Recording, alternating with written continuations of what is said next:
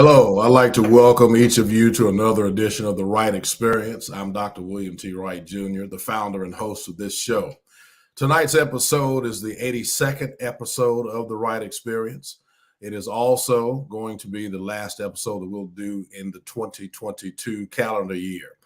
Our podcast is very fastly approaching its second year in existence, and we're certainly excited about not only tonight's episode, but the future episodes to come.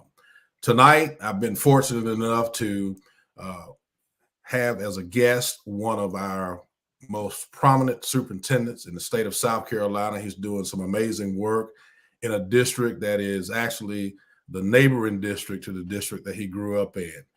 My guest tonight is Dr. Baron R. Davis, who is the superintendent of Richland 2 County Schools in South Carolina. Dr. Baron Davis is the first Black superintendent in the district's 96-year history. Dr. Davis served a transition year as a superintendent-elect before assuming the leadership of the district in 2017.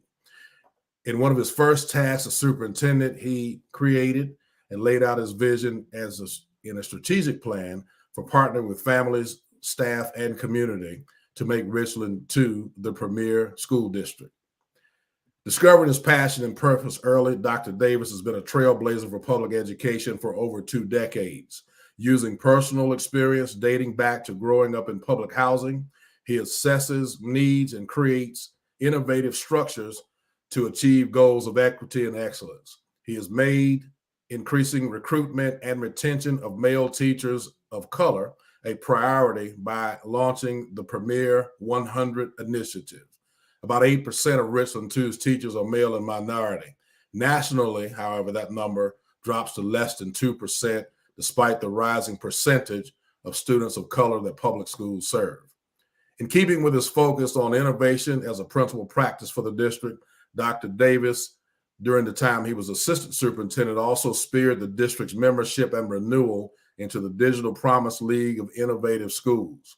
Also advancing the district's longstanding commitment to providing superior learning experiences in top-notch facilities, Dr. Davis and his team tirelessly worked for the passage of a $468 million bond referendum to address facility needs in the areas of safety and security. Richland 2 School District continues to be known for high-quality magnet schools that promote choice, diversity, and academic excellence. Since 2017, 29 district magnet programs have earned national certification from the Magnet Schools of America. 15 of those schools are demonstration schools.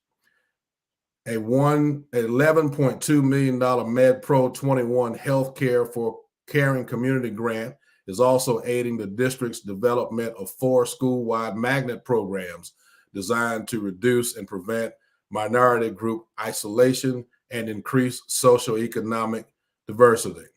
An ardent supporter of military families, in 2019, Richland 2 became one of the first 2 school districts in the state to be named a Purple Star District for its significant commitment to welcome and support military families.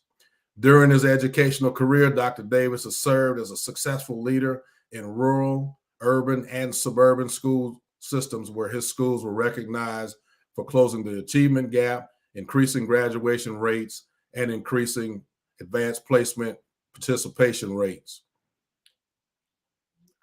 Dr. Davis earned a Bachelor of Science degree in sociology from Francis Marion University, and also from the University of South Carolina. For my North Carolina folks, that is the University of South Carolina. He earned master's degrees in school counseling and educational administration, educational specialist degree, and Doctor of Philosophy degrees in educational counseling. He holds superintendent, school counseling, secondary principal, and secondary supervision certifications. In addition to his formal education training, Dr. Davis has participated and completed numerous educational leadership programs. Dr. Davis, who is a Columbia native, is a member of Brookland Baptist Church. He and his wife, Pamela, have 3 daughters. 1 daughter attends school in the Richland 2 School District currently, and 2 are recent graduates. And at this time, I'd like to welcome to the Wright Experience my neighboring district, Dr. Baron Davis. Welcome to the Wright Experience, sir. I appreciate it, man. Thanks for having me on. Yeah, I think we can say we're neighbors. I can drive out of my district into yours on the west side, I think. For sure. So certainly glad to have you here. And I've read some of the amazing things that are going on in the Richland 2 school district. But if you will, at this time, talk to us a little bit more about your district and expound on the wonderful things that you have going on there, including that awesome center that we meet in occasionally. Yeah. Well, and I must say that listening to the bio is, it's one of the things that's super humbling about that is none of that stuff is accomplished alone. Right. As school leaders and just leaders in general, it takes a phenomenal team to be able to achieve lofty goals. And as well as I think, the hand of God is also always in the process of those things, particularly if you are truly trying to align yourself to God's will when you're doing this work. So I'm just blessed and fortunate and grateful for the opportunity to serve as superintendent in Richland School District 2. It has been by far I think the crown jewel in my professional career because I never intended or thought I would be a superintendent of schools, and particularly a superintendent of schools in Richland School District 2, just because of the history of the superintendents that have been selected up to that point. Our district is located in the northeast section of Columbia, South Carolina. We're roughly about 29,600 students. Of course, K through 12. We have about 40 different sites throughout our school district as far as schools and centers. Nearly about 4,000 employees. The vast majority of our students identify as African American. About 61% of our students are identifying as African American, as well as about 56% of our students qualify currently as free or reduced lunch students, or students identified as pupils in poverty. We offer, as you stated, about 38 different magnet programs throughout our school district, because we liken ourselves to be the district of choice where every school is an excellent choice.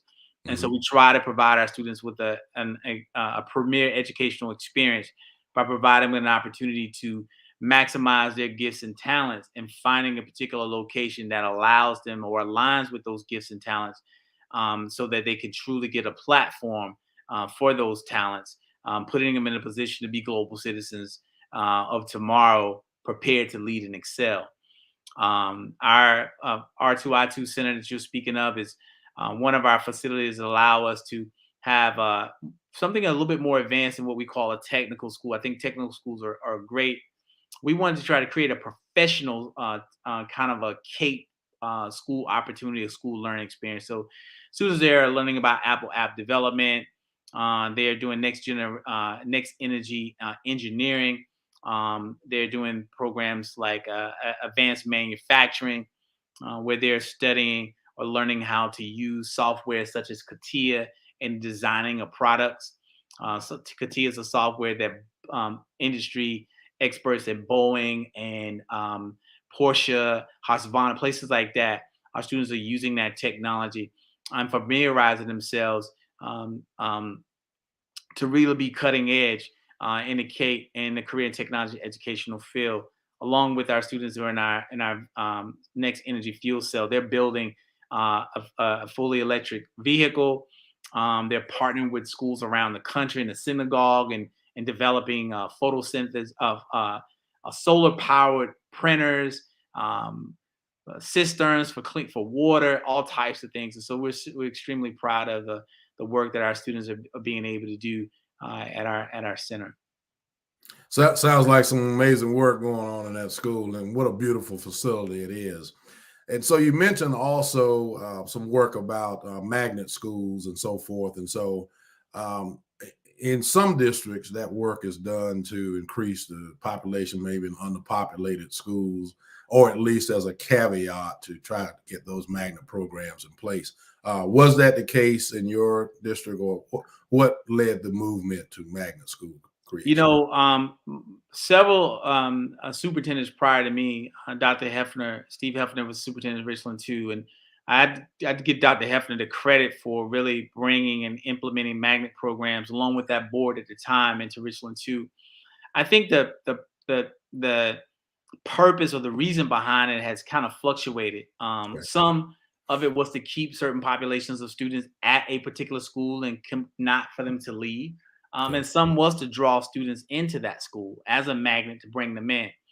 Our initial magnet started out as being schools within school magnet programs, but we have now implemented in our district over the last several years school-wide magnets as well. Okay. We haven't really implemented a school within a school magnet in a quite a long time. So most of our magnets have been school-wide magnets, with our most recent magnet, for example, being at San Lapa Elementary School, which is a computer science magnet, Okay. where our students K through 5 and the computer science curriculum is integrated in the K through 5 curriculum at San Lapa Elementary School.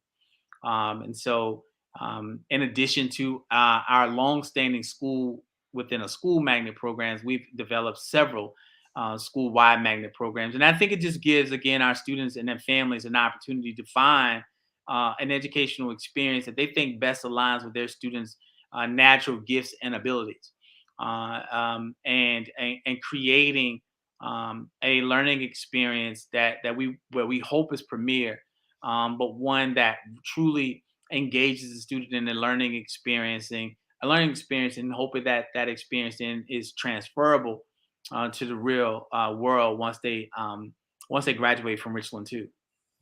And so you certainly sounds like you're preparing children for the jobs that don't exist in the future in the 21st century learning that everybody talks about, but not everybody's always doing. So Yeah, I mean, hats off. we definitely want to prepare them for that. Right. We want to challenge them and give them a rigorous learning experience, one that really requires them to use critical thinking skills, collaboration, project-based learning opportunities, research, and then development of projects and products.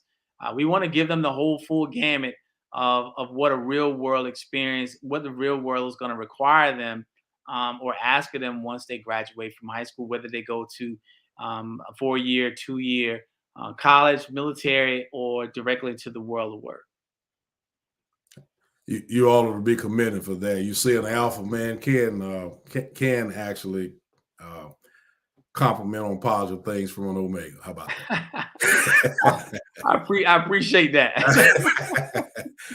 Dr. Davis, you've talked a lot about in your bio about minority, the need for more minority and male teachers. I've heard you speak on that. Looks like your district has taken the lead on trying to increase that. Nationwide, you pointed out the numbers are around 2% of schools nationwide have male minority teachers. Mhm. The numbers are higher in Richland County. We're working on them wherever we can. But certainly, why is that so important, first of all? And then what are some of the things that we need to do to make sure that we are recruiting and retaining, because our schools are becoming more black and brown?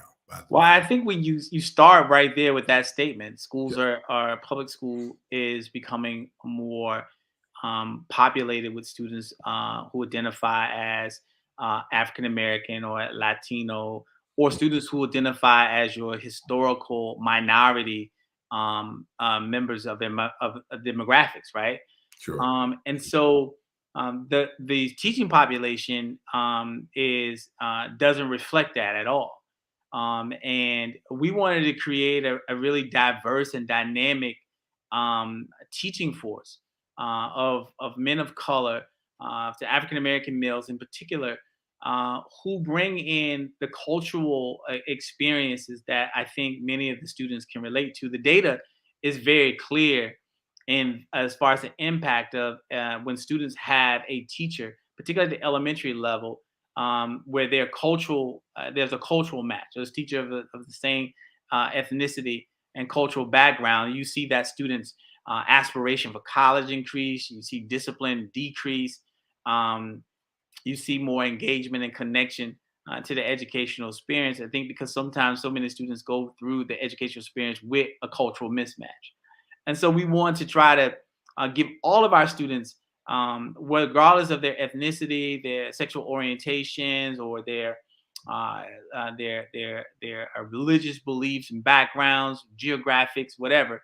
We wanted to give them a rich and diverse teaching a force that they will experience through their K through 12. Well, in the K through 12 experience, it's heavily populated by white women. Sure. And so, where then do we increase the diversity?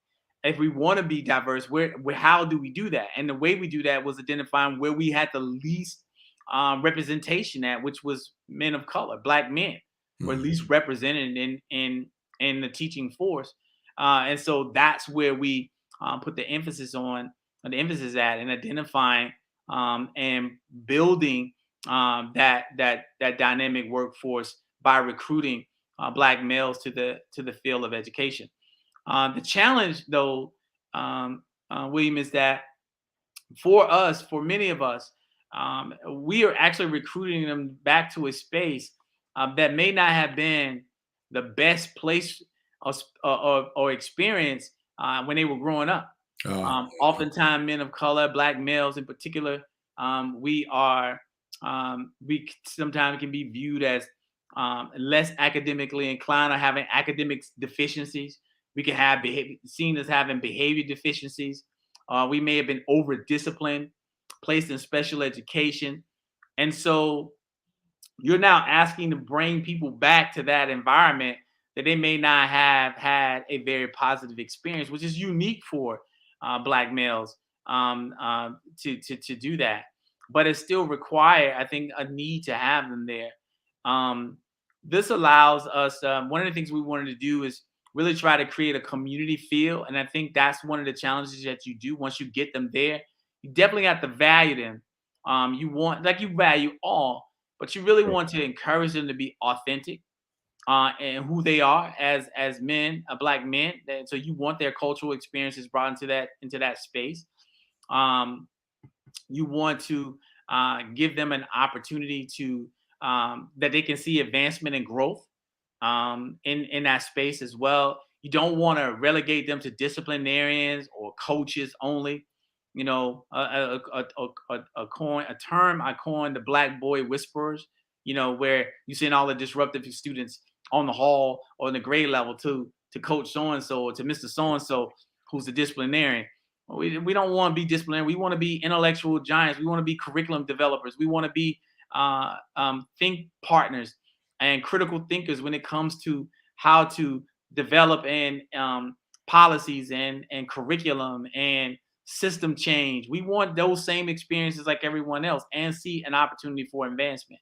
And so you have to make sure that those things are in place when you start a project or an initiative like recruiting men of color. And I also think that it's important that we continue to have these conversations as leaders of color, because I can tell you right now that I am where I am because of a seventh grade basketball coach who inspired me to, Wright, you should get into teaching and don't stop until you get into administration and things of that nature. And so I think we also, as you're saying, in addition to what you're saying, we need to make sure that we're continuing those conversations, continue to have those conversations to say, we need you, and without you, we'll be less successful, because we know, you and I know, because we're in the business every day, that there is a lack of representation amongst communities of color, Latino teachers, African-American teachers. There's really a lack of representation. So we do need to work on that. And that doesn't mean that we're out being militant. We just need as much representation as we can across. I like to use the term mirroring the school environment in which they serve. If the population gets close to that, that makes us all better, in my opinion. So, Dr. Davis, let's go here for a minute. You mentioned, we read in your bio, talked a little bit about your personal upbringing. How do you feel that has helped to inform you as a school superintendent? I think if I could probably sum up my personal upbringing and how it informs the work that I do. I think I've used this term. I call it economically poor but community rich. Is, Okay, is good. how I grew up. It's how I describe my experience growing up in public housing in here in Columbia as economically poor, but community rich, and what that means is that my community really kind of provided all of the necessary resources, or many of the necessary resources that I needed to overcome the challenges of poverty. And so that community spirit is something that resonates within me as a leader, to build strong communities around our students. And so the whole village, kind of the whole village mindset. I would start when I first became superintendent. I would ask that question about how are the children, and I explained to my district, my leadership team, my parents, my teachers, why the members of that Maasai tribe would ask that question. How are the children, and the appropriate response is that all the children are well. And it wasn't just some rhetoric to say Right. that because it sound culturally appropriate, or something different that people were saying. It was really a reminder that if we're going to do this work, and we feel called to do this work, or we feel led to do this work, that students have to be front and center in the decisions that we make, even when those decisions don't benefit us. So why is that important? Well, that ties that back to my upbringing. The people in my community often sacrificed to make sure that the students or the children in that community were okay. Mhm. So, I grew up in a household where, my grandmother would not eat, so I could eat. My grandmother raised me. I saw other parents do that. I was never without supervision, whether it was my neighbor next door, or the two ladies across the courtyard from my apartment to theirs, Ms. Dean and Ms. Wade, who would keep an eye out on all the kids in the neighborhood, and didn't mind, and then told your grandmother, your mother, father, if you weren't doing what you supposed. Everybody had ownership in the safety, security, the development, and the upbringing of every child in that community. So I don't know what it's like not to be raised or be around adults growing up that didn't feel like they were invested in my success. I've often shared that I feel like I'm a dividends of the investment of the people from my community. Mhm. Mhm. And I have an obligation as a dividend to reinvest in that same fund. If you call it a mutual fund, I have to reinvest in that, and that's what I do. But I have access to phenomenal people.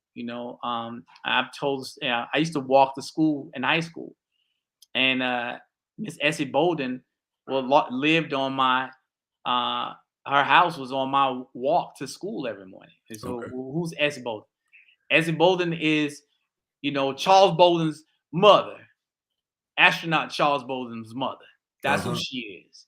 So everybody knew Miss Bolden was, and she's a retired educator from Richland One. Everybody knew Miss Bolden was, but Miss Bolden raised the astronaut. So you gonna listen to her when she talk to you, right? What you gonna say? So, but she felt an obligation, and I think sometimes now we've gotten so far removed from that. Like, we can see kids not doing the right thing, we see people not doing the right thing, and we just turn a blind eye to it. Like, we don't feel responsible, obligated to that. And so I wanted to hold everyone to a certain expectation of an obligation to ensure that our kids are doing and put in a position to be successful. And that's how my upbringing translates to my leadership as a school superintendent. And I think that's part of what's missing now is that there's a disconnect between our communities and the children that live in them sometime. And I tell people that that's a grown folks problem.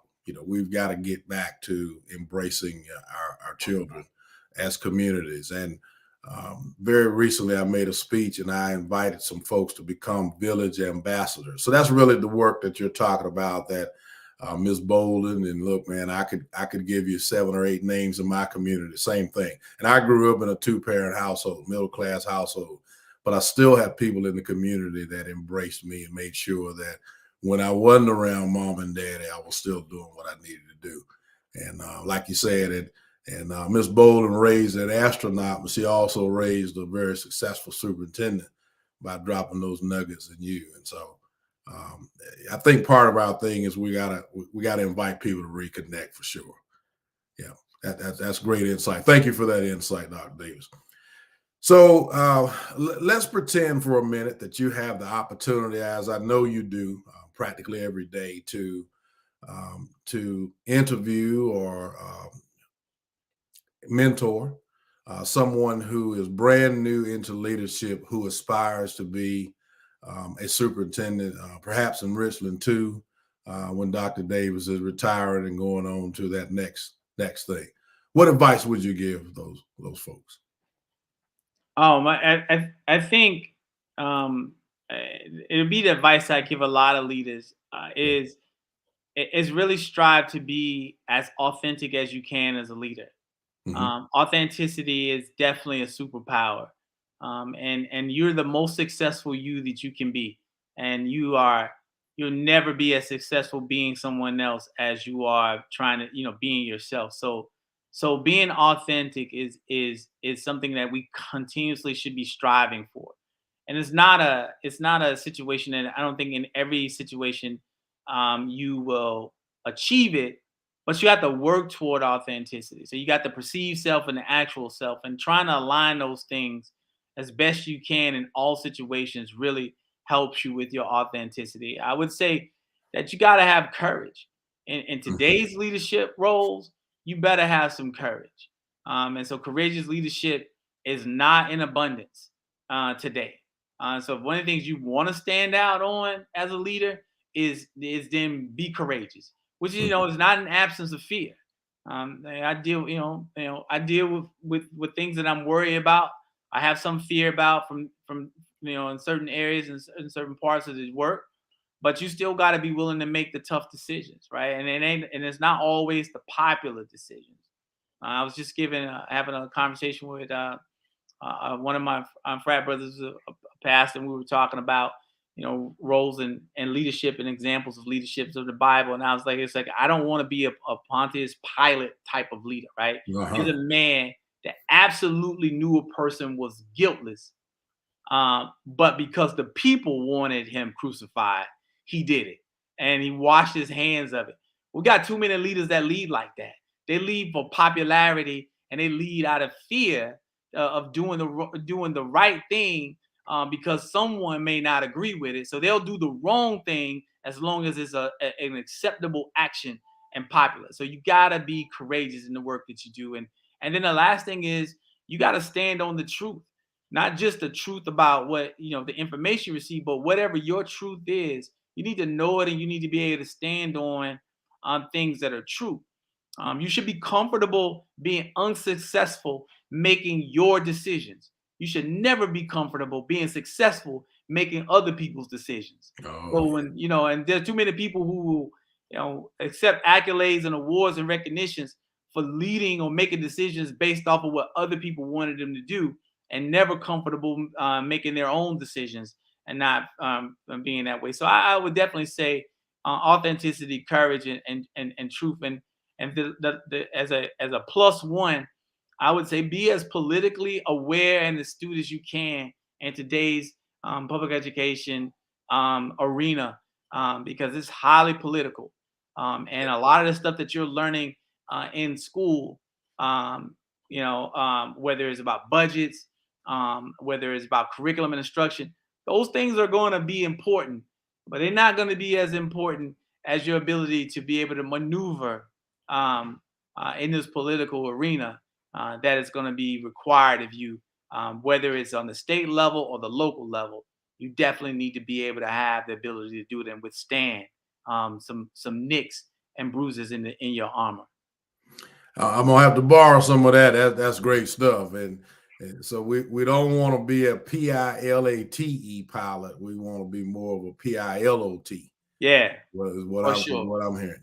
Yeah, that's good stuff, brother. Yeah, I'm gonna have to borrow some of that. So if you hear me saying it, you can just say that was mine and Wright stole it. It'll be all right. It's on video, it's on tape. So There you I go. There you go. Dr. Davis, it is we all are faced with trying to ascertain the future. You know, we went through COVID together, and um, for me, this is year 10 in the superintendency, and you're in year 5, 6 in Richland. Is that right? Yep. So for us, we've seen the superintendency go through a lot of changes in that time.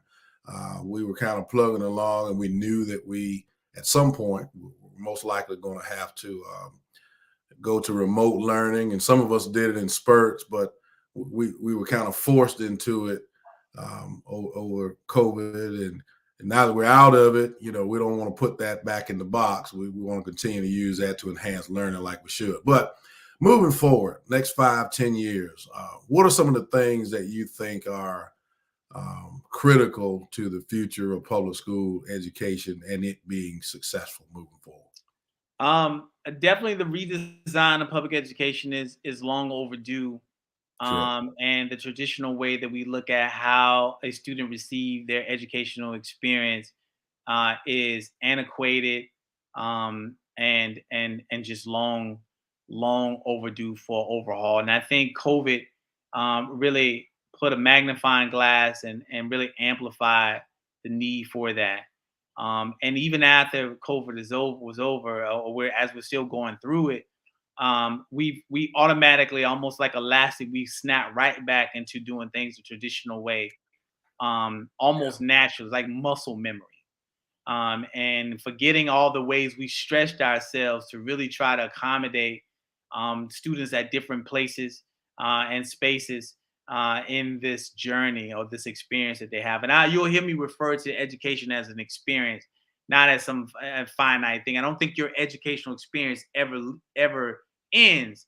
It's something that, but for us, it's a K through 12 experience. We're responsible for this K through 12 experience.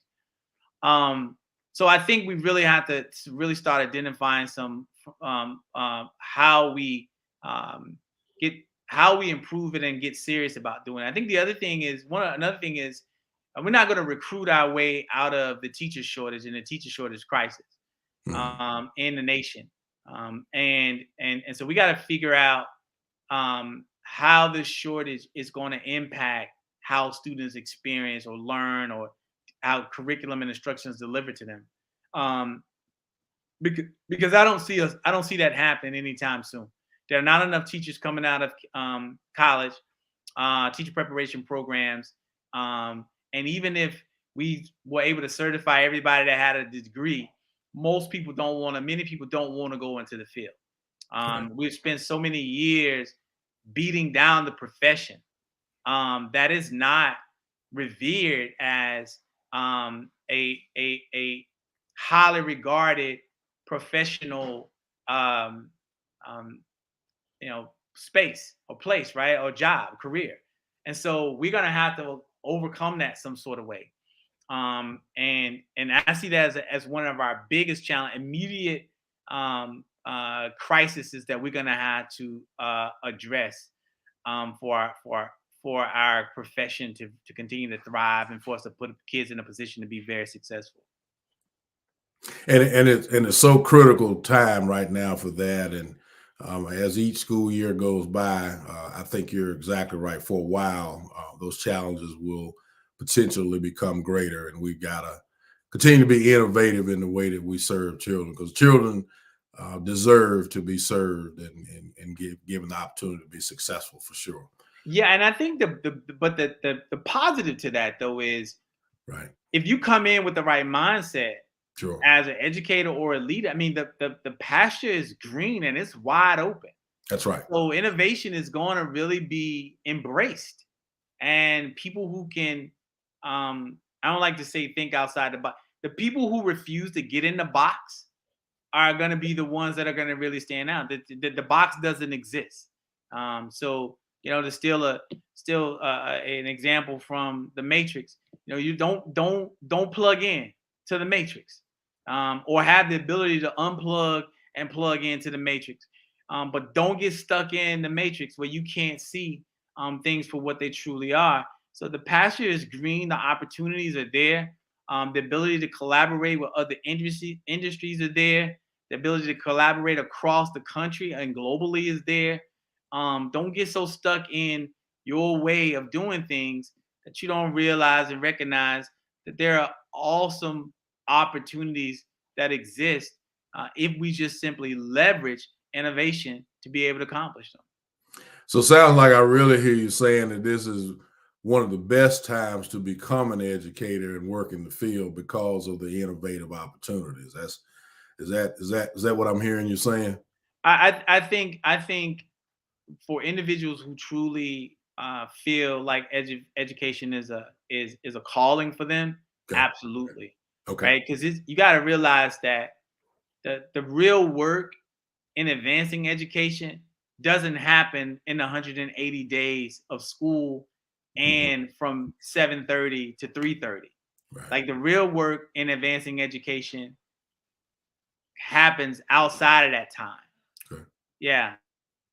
In the planning and prep and studying, and that's what you're referring to, aren't you?